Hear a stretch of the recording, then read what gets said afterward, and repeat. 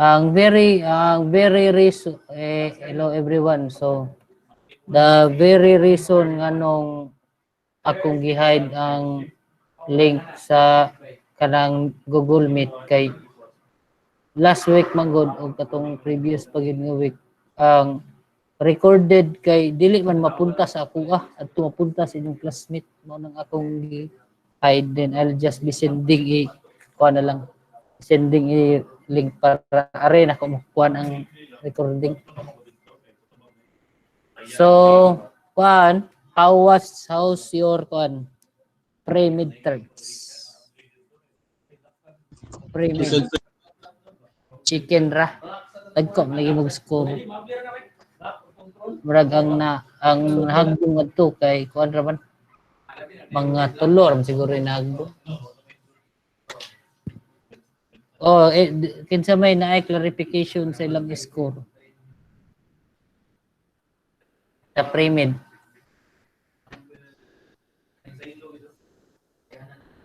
Hello everyone. May clarification sa inyong score sa pre-mid. Wala, sir. Sure na jud. Ay pilang passing score di ay, sir. Kuan 70% ba atong passing kay standard o San Carlos. Eskwela mo San Carlos atong passing rate is kuan kanang tawagan ay 70%. Okay. So pila to 30 times 0.70, that is 3 times 7 21. So 21 ang kuan passing percentage ito. Question. Then if you have no answer key ato for reviewing purposes only. Di ko sure muhatag ba ko answer key pero nadyo to answer. Sige lang kay ako lang i-check kung pwede ba kumatag og answer key. Base niya i-record ninyo.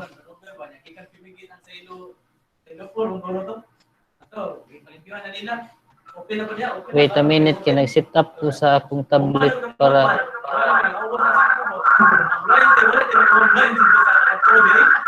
hey, good job. So, let's start with our discussion. So, makita ra tanan ang discussion. Hello? Madungog ra ko ninyong tanan. Yes, sir. Yes, sir. Yes, sir. So our next discussion is on human naman tag-discuss sa simple and compound interest and then the concept of equivalence. So we will proceed to our next topic. Our next topic is annuity. So there are two classifications for annuity. Number one is the regular annuity payments or equal payment series wherein ang imong payment for every year is the same. And number two is na kay gitawag nga gradient series. So kung maingon ta gradient, meaning ana niya, there is a fixed increase in your annuity payment year on year, whether it is positive or increasing or decreasing. Basta ang yang concern is you have a fixed value of increase or decrease, and or you have a fixed value of the interest or percentage of increase year on year. So let's start with annuity first. So naman tayo gitawag ng annuity. So first question would be, what is annuity? So as we all know, an annuity is a series of payments made at equal intervals. So examples for this one are regular deposits on a savings bank, monthly home mortgage payments, monthly insurance payments, and pension payments. So kamo mismo, kung naamoy gitawag na regular, kung yung gani kag regular, always ka, kung yung kag monthly, every month ka mag-deposit, kung yung kag yearly, every end of the year. So it is also a fixed sum of money paid to someone each year. So typically for the rest of their life. So kung mayroon sa tag for the rest of their lives, mura SSS nga insurance. So kung SSS, by the time you will be retiring, you will be having an insurance from the date of your retirement until the day you will die. Ano siya. Also, it is a form of insurance or investment. It is a form of insurance or investment entitling the investor to a series of annual sums. So, there are three different types of annuity. Number one is the ordinary annuity. Number two ay four and there are five capitalized terms. So the number one is the ordinary annuity. Number two is the deferred annuity. Number three is the annuity due. Number four is perpetuity. And number five is capitalized cost. So, kung sa'y pasabot sa different forms of annuity. Kinsa may kamao o unsay annuity meaning ani? Sorry.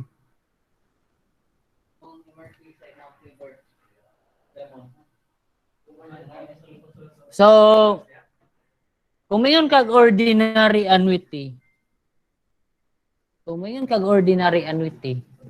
usually the start of the payment is at the end of the first year. Mao na siya in ordinary annuity.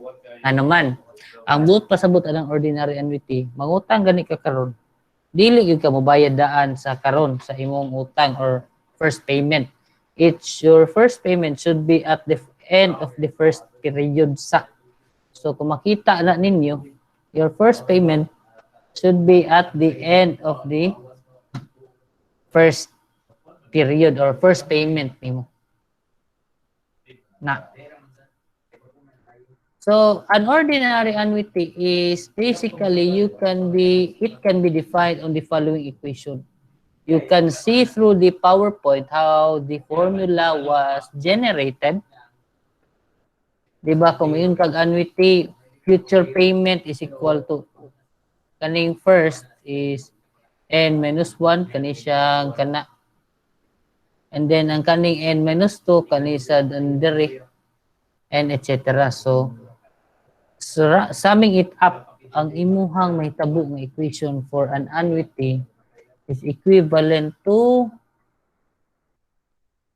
the formula, this one. If you go through all of the sanang future payment, so if you kaon mo tanang future payment ana niya, mo simplify kasi mo equation, mao ni siya resulta. Okay? Next. So, the formula you need to memorize for an ordinary annuity would be is that your future payment is equal to A, 1 plus I to the power of n minus 1 over I. And then, as you all know, your P is equal to F, 1 I, wrong. Your F is equal to P, 1 plus I to the power of n, di ba? For a compounding interest. So, memorize lang din ninyo kay in order for you to get the present value, basically that would be P is equal to F over 1 plus I to the power of n. Substituting F, you can already put this one. Meaning, kung kwaon nimo ang present value for an annuity, that would be 1 plus I to the power of n. That is just a rumble of your equations. Next, mao na siya. So, the bracketed term is called the equal payment series compound amount factor. Kani siya, that is what you call as your compound amount factor. So, it is also known as uniform series compound amount factor, and its factor notation is getting the future amount of in A or an annuity, comma interest and comma n. Unlike sa katong first atong discussion for a compound interest, maingon man tag F over P, I, N. So, same ra siya format. Ang mausab ra is kani imuhang P, which is basically replaced by your annuity. That would mean that you are trying to get the future amount of a present or principal amount And for this one, you are trying to get the future amount of an annuity for n years under a certain interest rate. So the interest factor has been calculated for various combinations of I and N, same sad sa katong simple and compound interest na nasa na siya kanang Excel table on the computation. So, manata. So, with regards to F. So, basically, you can see that F is equal to A, 1 plus I to the power of N minus 1 over I. Nakto? Transposing everything in order to get the value of A, your A is equal to F multiplied by the I divided by 1 plus I to the power of N minus 1. That is the same formula as you can see in this one. Okay. Question.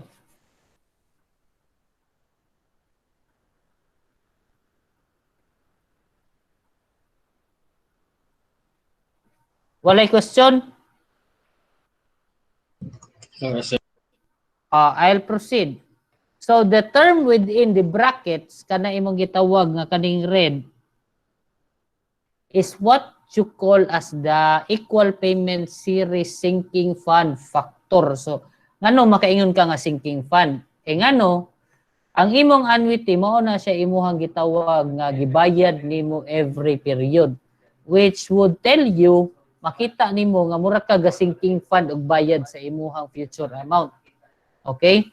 So, or just sinking fund factor and is referred to with the notation of A over F, comma I, comma N. So, you are trying to get the annuity value of a future amount at certain interest at certain periods. So, a certain fund method is an interest-bearing account into which fixed sum is deposited. Each interest period, it is commonly established for the purpose of replacing the fixed asset. So, mao na siya nga at the end of that period, mag-replace na ka sa imong asset. So, next is nakagitawag nga capital recovery factor or the annuity factor. So, find A given the P, I, and the N. So, kung manatag formula, unsay formula sa P, F of A, no? Manasag tayo sa A of F. What if you're trying to get the annuity payment for a principal amount or a present value? So, you are trying to find A given a P, an interest, and an I. So, by transposing also everything, kay makaingon man kaani nga maglibog magud mo niya regarding sa equation. So, ang equation inani siya. Di ba? F is equal to P, 1 plus I to the power of N. Diyon F is equal to A, 1 plus I to the power of N minus 1 divided by I. Okay. So, kung ako ni siyang i-transpose, basically your F, your P is equal to F, 1 plus I to the power of N. Delete.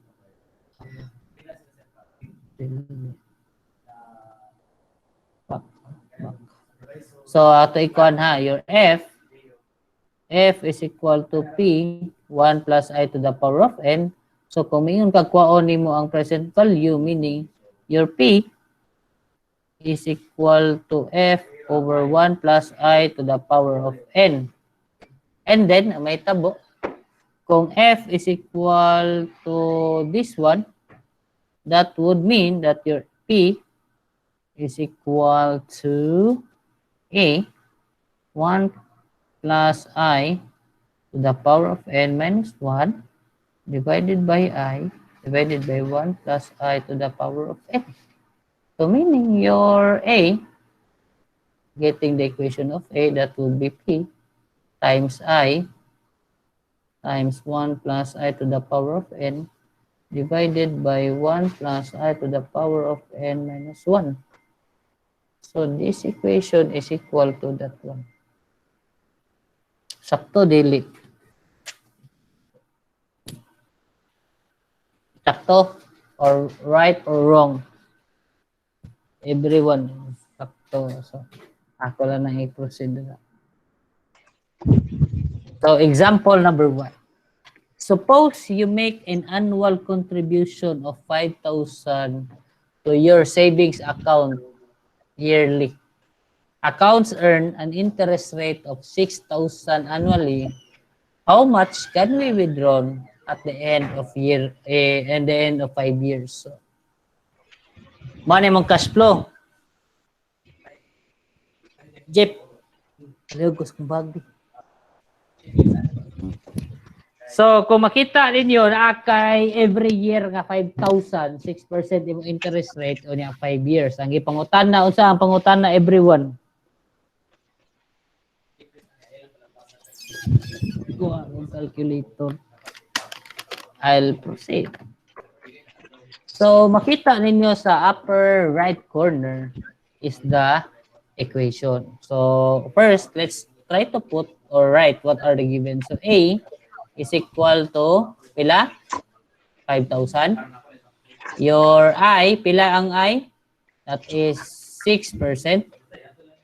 And then your N is equal to 5 years. You are trying to get the future amount in 5 years. So meaning your F is equal to A 1 plus I to the power of N minus 1 over I. Solving that one, your F is equal to 5,000. Onya 1.06 to the power of 5 minus 1 divided by 0.06. Answer would be, pila answer guys?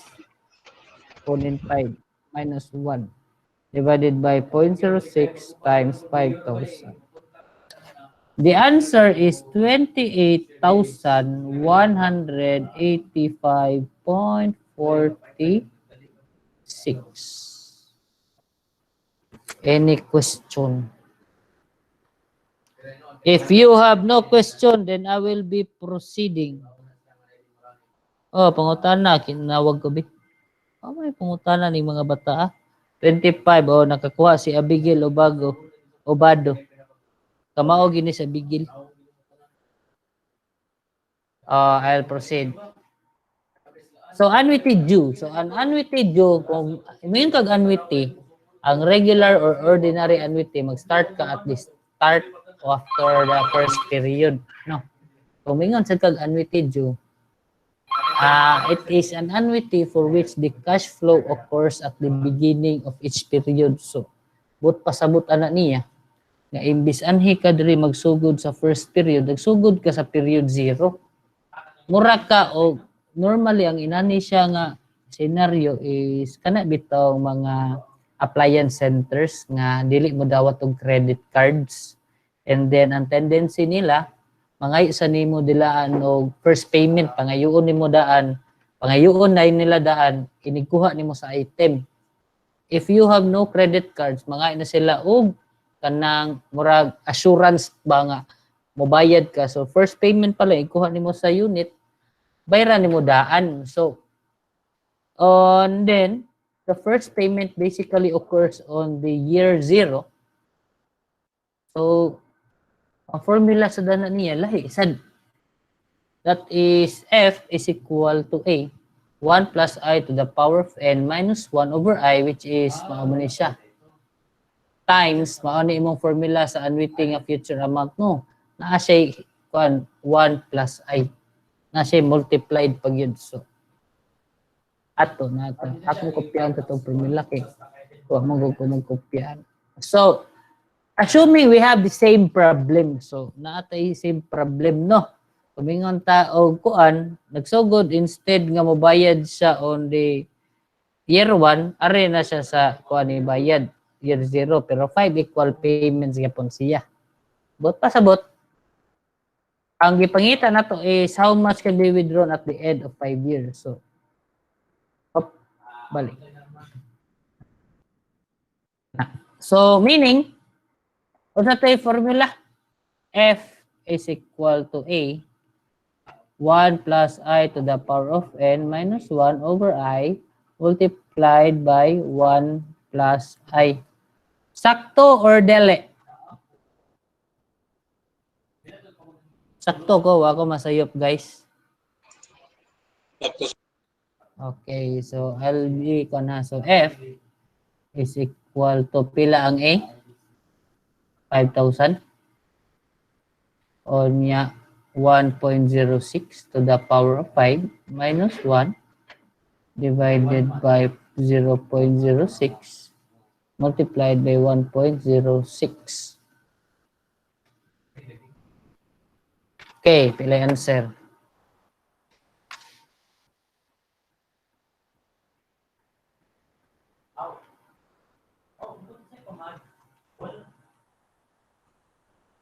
Pila may answer? Anybody?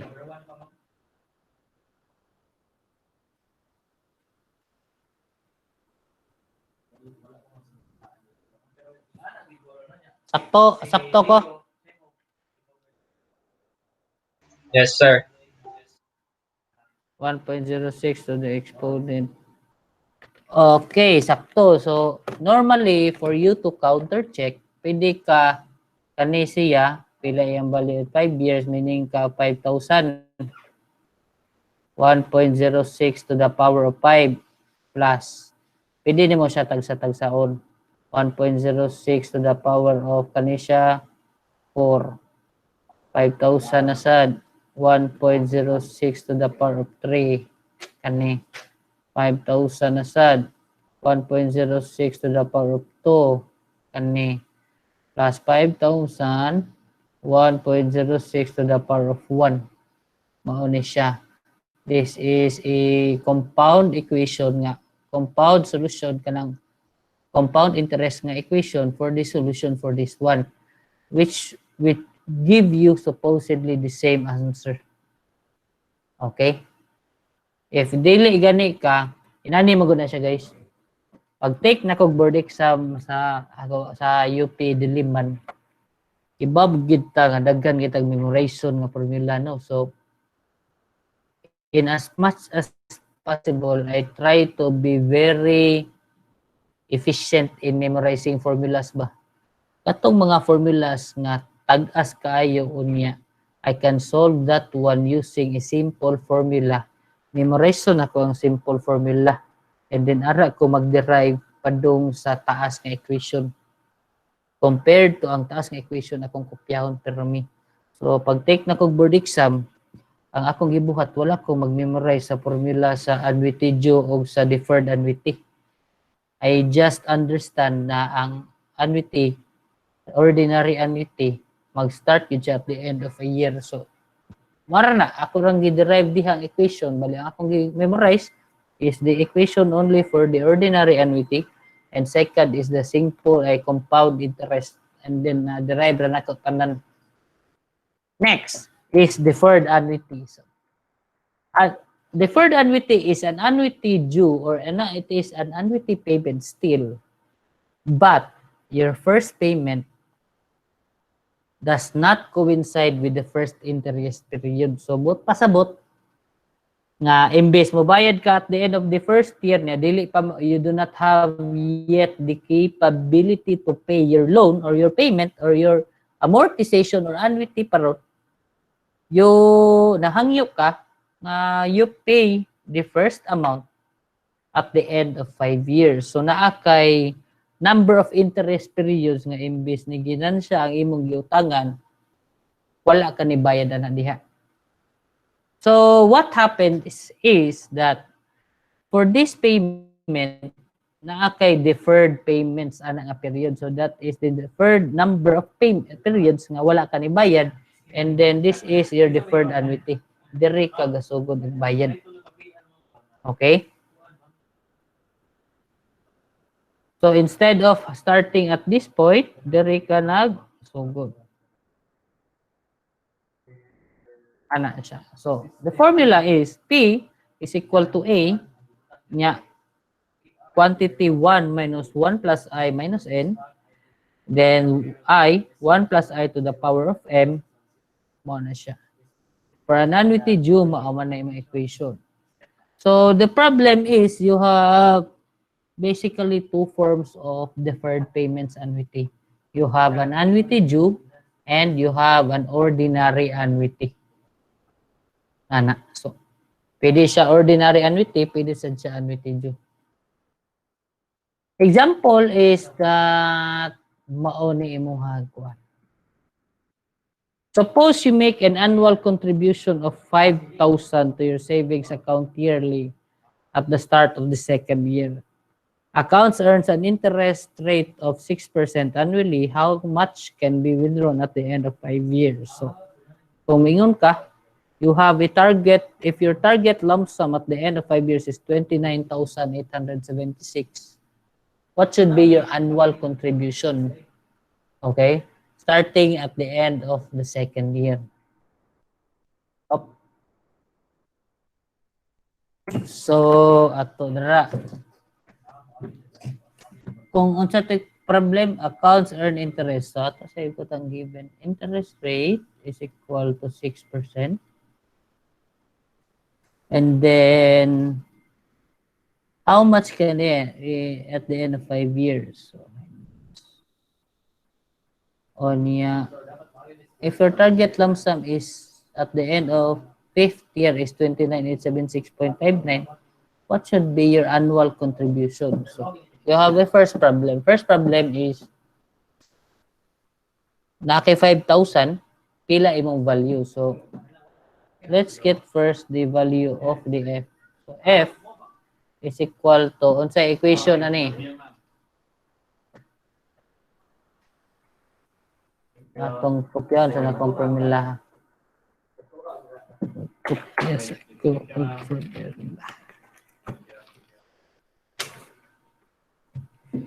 P is equal to A 1 minus 1 plus I to the power negative N over I 1 plus I to the power N. P is equal to A 1 minus 1 plus I to the power of N negative N over 1 I minus 1. Annuity.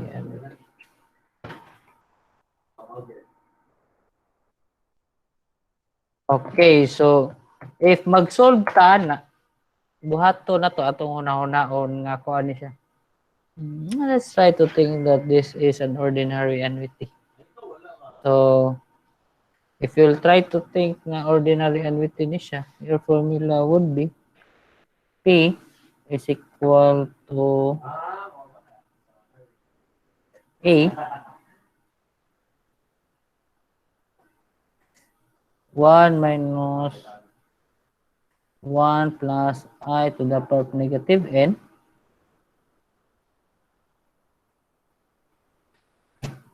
niya I 1 plus I to the power of M ba or negative? Sakto na M. So, kung ingon ta, kubot na itong hunanaon, your present amount would be a 5,000 1 minus 1.06 to the power of negative N. O sa may mong N, pila man ka payments. Itang natuog kuan. Negative N is negative 4 over I 1.06 to the power of 5. 1.06 to the exponent of negative 4. 1 minus answer times 5,000 divided by 0.06 divided by 1.06 exponent 5. That is 12,946.64. Present value man na siya. So, 1.06 to the power of 5 ka. Ito.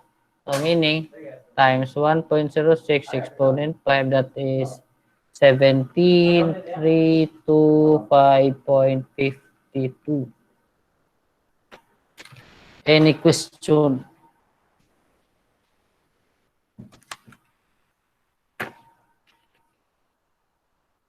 Pero na ako ipamagi nga sa iyo ha. Sir, Question. Oh, sayop ko wrong.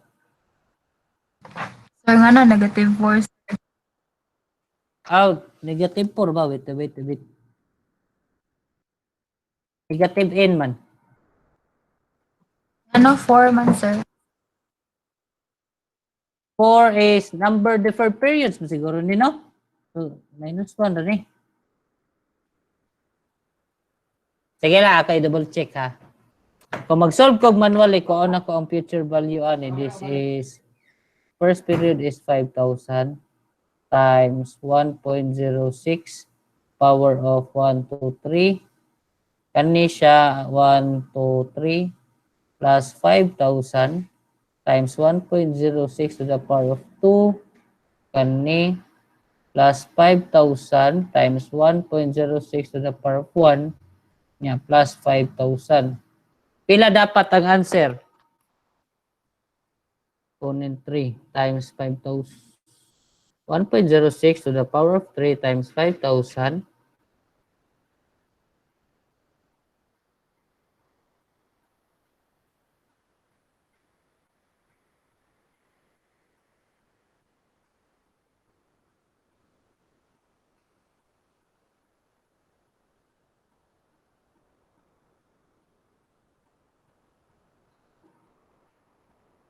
plus B plus C plus 5,000. So, dapat siya 21,873.08.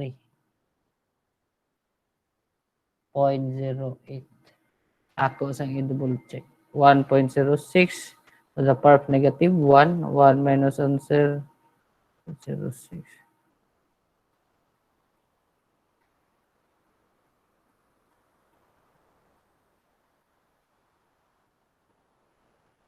1.06 to the exponent negative 1. 1 minus answer.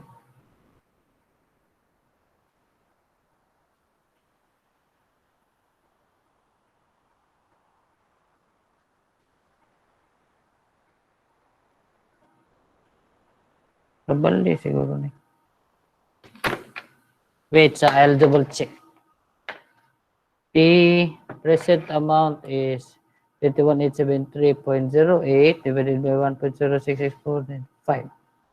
That is your present amount should be 16,344.83. So if you'll try to recheck the formula for deferred payment using ordinary FP is equal to A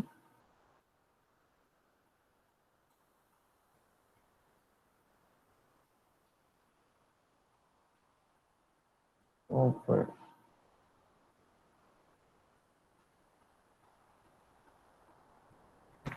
negative 4. This is P.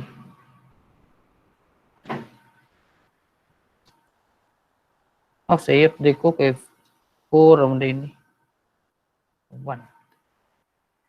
How many deferred payments? Kung ang annuity due ka is only 1 and then you only have 4 payments. So 1.06 to the power of negative 1. 1 minus 5,000.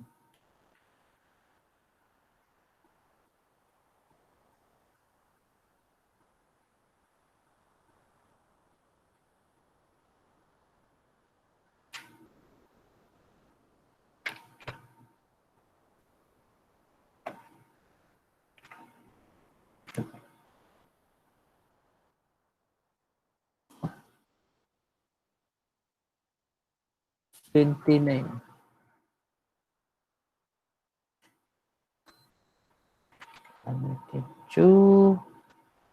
Wait ha, kaya nag-review ko sa answer. Pero sure ko nga, ang answer is kaning answer. Pero nag-review ko sa equation. Ito taas formula na mas luya. Formula.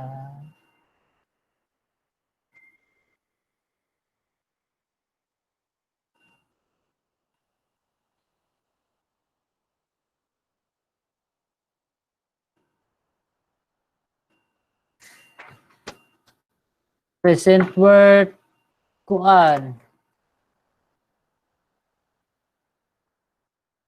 Sige lang, I'll proceed and I'll give you in explanation on deferred annuity ako i-review. E basig na wrong ko. Pero I'll proceed. So, I'll be reviewing the deferred annuity equations and then I'll proceed. So, perpetuity. So, for perpetuity, but pasabutan na niya, your payments is from year 1 until the infinity. So, it is an annuity in which the cash flows continues forever. So, what's the difference between perpetuity and annuity? So, there are only many differences between that one. For example, kung yung duration, ang annuity continuous cash flow over a set agreed period of time, and then the perpetuity lasts forever. Future value can be easily calculated sa annuity nga regular, but for a perpetuity, impossible siya because of the basic kuan nga forever siya.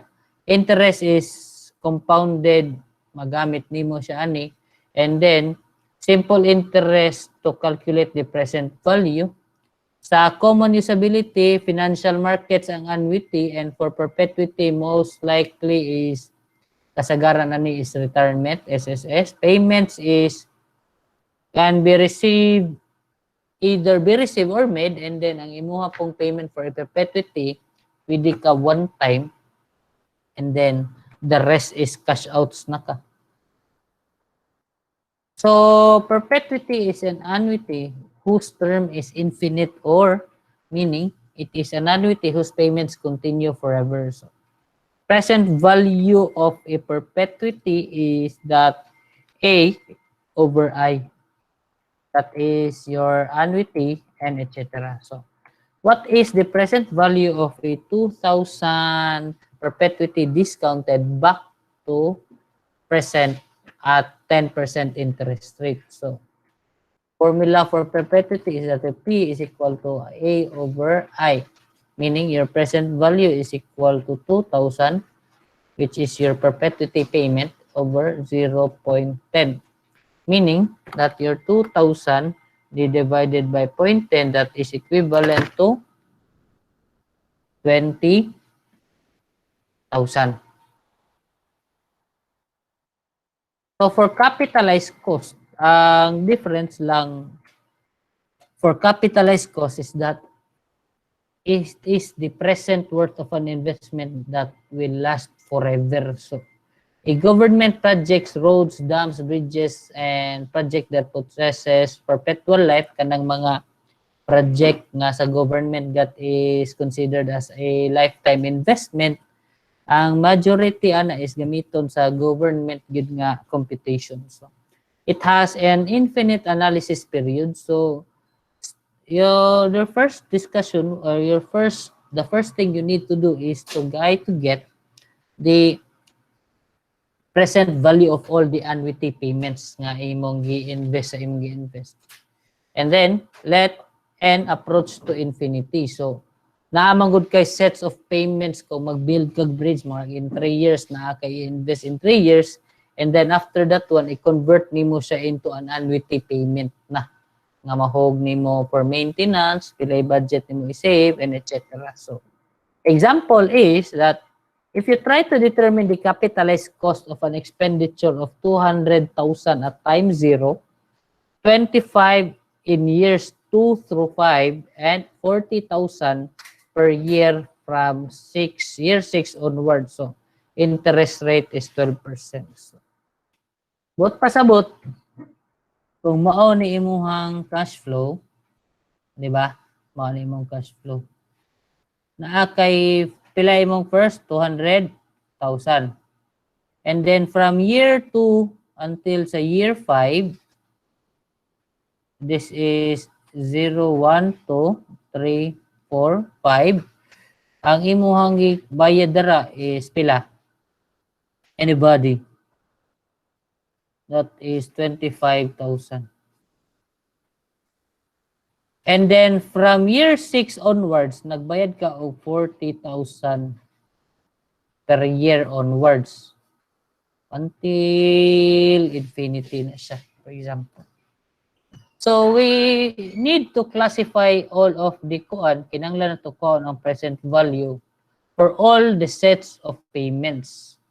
So since mag-kuan man ta ni, let's first try to get the present value of the 200,000. So basically that is already 200,000. Sakto? Question, everyone. Wala ra. Next, let's try to get the present value of the annuity payments nga upat ka buok. Ay upat ka 25,000 payments. So, but pasabot. Ang present value ana atong ikuha na that is 25,000. 1.12 to the power of pila 4 minus 1 divided by 0.12 divided by 1.12 to the power of 4 and then divided by 1.12 to the power of 2. Any question regarding that one? Wrong ni siya, kay 1 na ni siya. Kay annuity man. Any question regarding that one? Wala? Wala, sir. Sure? Unsa ra gud ng aim, sir? Ato lang na i-discuss niya ay ating balikon ko na inig Wednesday. So, na may question regarding ana, wala. Anong naa kay 1.12 to the power of 1? Wala.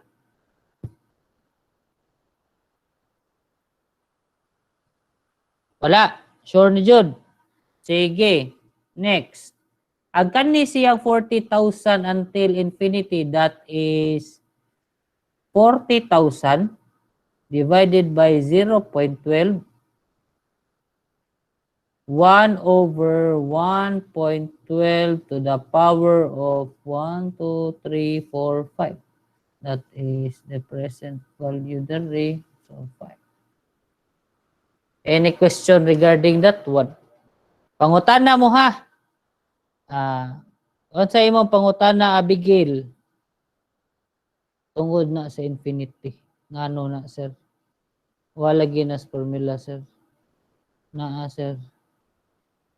So, ako i-explain one by one. Kaning 200,000, present amount na gina siya. Tato. And then next, kaning 25,000, I'll try to get, di ba, present value of an annuity is equal to 1, ay di ba, annuity, 1 plus I to the power of n minus 1 over I over 1 plus I to the power of n. Sakto na nga formula, dili. Diba, the present value of annuity, sakto man na siya. So, kung ato ni siyang i-try o dakpunta ni siya, ang imong makuhaan niya, kanimang 4 payments, diba, starting year 2, year 3, year 4, and year 5. Ang imong makuha nga present value niya, ari na siya sa year 1, imong nga makuha nga value. Kaya kaniman siya nga 4 future payments imong gidakop. So, ari na mo siya makuha dari. So, ang imong makuha nga present value for the 4 annuity payments is at the end of year 1. So, in order to get the value of that one at year 0, naapa kay gi-divide nga 1 plus I to the power of 12 to the negative to the power of 1. 1 plus 1.12 to the power of 1. Sakto. Kani siya nga annuity payment, makuha man na nimo siya dere. 1, 2, 3, 4, 5. So, mao man ni imo upat ka payments no. Kani siya 25,000 na siya dira. Kung kwaon nimo iyang value dere kaning upat sa present amount, ari nimo makuha ang value kay imo consider as annuity man siya nga payment or ordinary annuity. Okay? And then, in order further to get the present value at this point, di ba, P is equal to F 1 plus I to the power of n, i-divide pa nimo ang kani para makuha pag yun nimo ang 1 kaning at year 0 niya nga value. Sakto.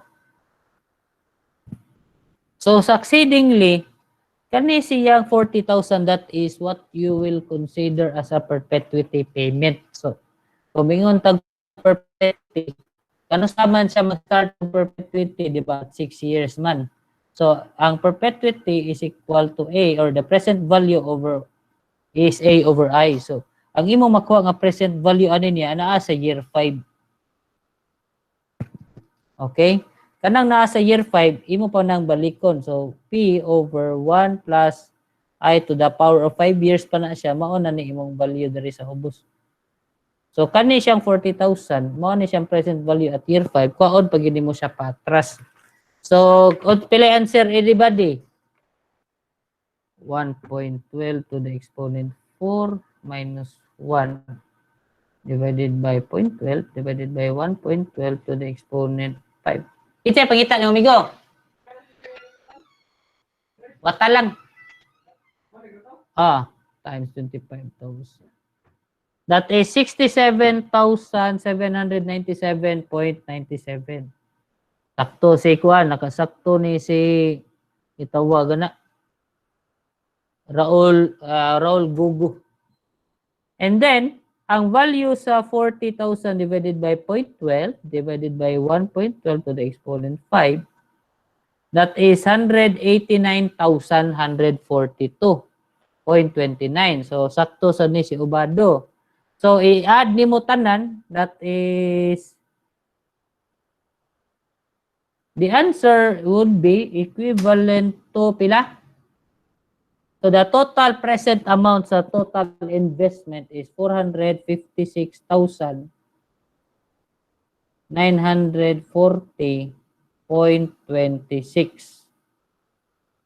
Sakto. Okay. So, with regards to that one, unsay sunod na itong pangitaon? Okay, so na kay present value no nga 456,000. So makuha na nato ang ato ang kanang gitawag nga annuity payment kung ato ni siya convert to annuity payment. So meaning when you try to get the capitalized cost, mao ni mong capitalized cost nga 456,000. So kuha na to daan, your P is equal to A over I. Kuha na to ang annuity payment ba kung na kay total cost nga inana, i-divide kuha ni mo imong annuity payment nga equivalent na gyud niya starting sa year 1, that is kuan lang siya, P times 0.06. So meaning that is P times I is equal to annuity. So ang imong annuity payment is equivalent to 0.12. That is 54,832.83. So, instead nga mohatag og 200,000 every year nga 25,000 for the next 4 years, then 40,000, pwede ka mag-annuity payment of 54,832 per year. Question.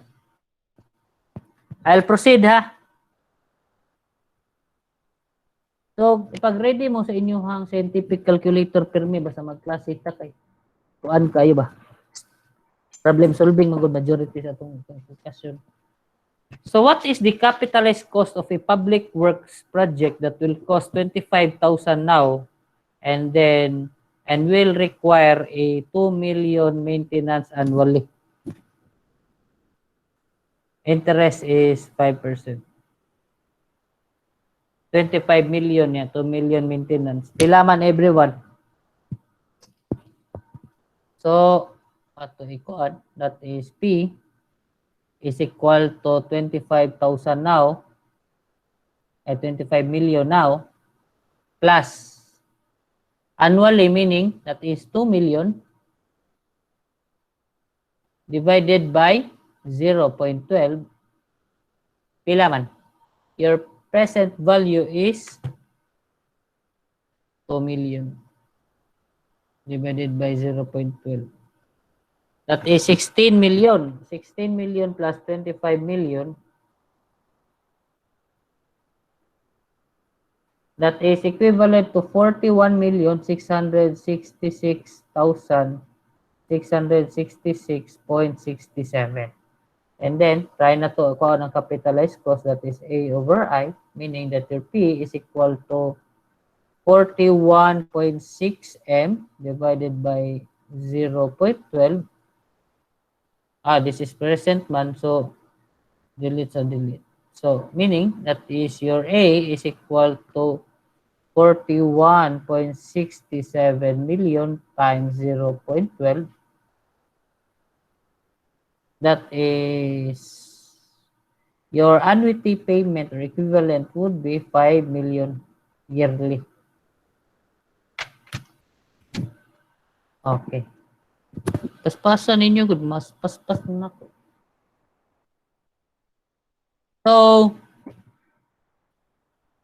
I'll be sending, ako ni hatag ninyo as an assignment. Okay. Ako ni hatag ninyo as an assignment, and then fun. You try to submit an solution for this one. Okay?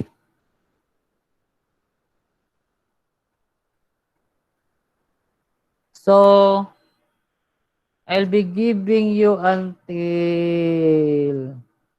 alas 5.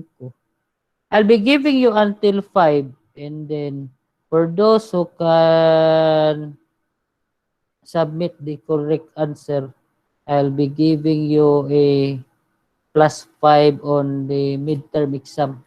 So, naamoy until 5 p.m. to submit, ha? Okay? And then, kung sakto yun yung answer, I'll be giving you a +5 or niya. Kuto ba alas 5, dili na, wala, di naman da. I'll be giving you a +5 sa inyong midterm exam. And then, if you cannot submit, so wrong na yun. So, your best choice is to, I will not end this call. I'll be ending this call by 5 p.m. and then kindly submit your answer on the chat box.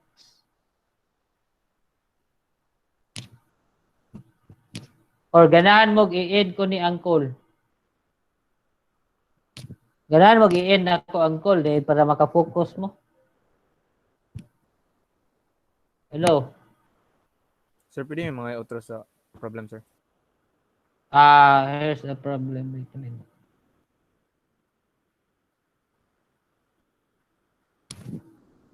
Pwede answer dito, Everyone. Everyone, kindly kuan. Kung answer diretso, bati sa no, kay di sa no kasolve no. Sige lang, email on my personal email, kay gamay ram siguro makapaso. You have until 5 p.m. to pass, ha? I'll be ending this call, and then you have until 5 p.m. Kung sakto mo, +5 mo sa midterms, kung sa'yo pula. It is an all or nothing. Okay? Submit the kanang picture inyuhang kuan, ha. Wala din interest rate. So assuming that interest rate is ako sa pangitaon. Ako sa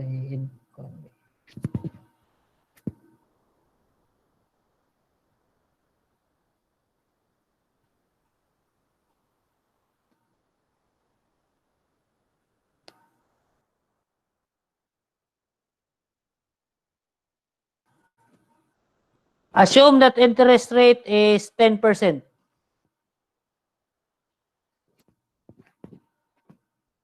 Okay? I'll stop recording, and then ako stop recording, ha. And then you have until 5 p.m. to email me the correct answer. Okay? Kadungog ra mo na ako.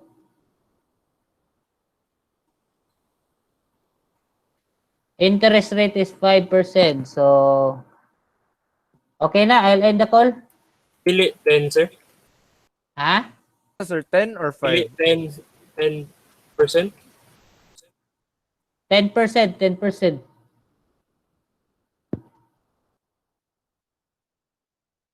Okay?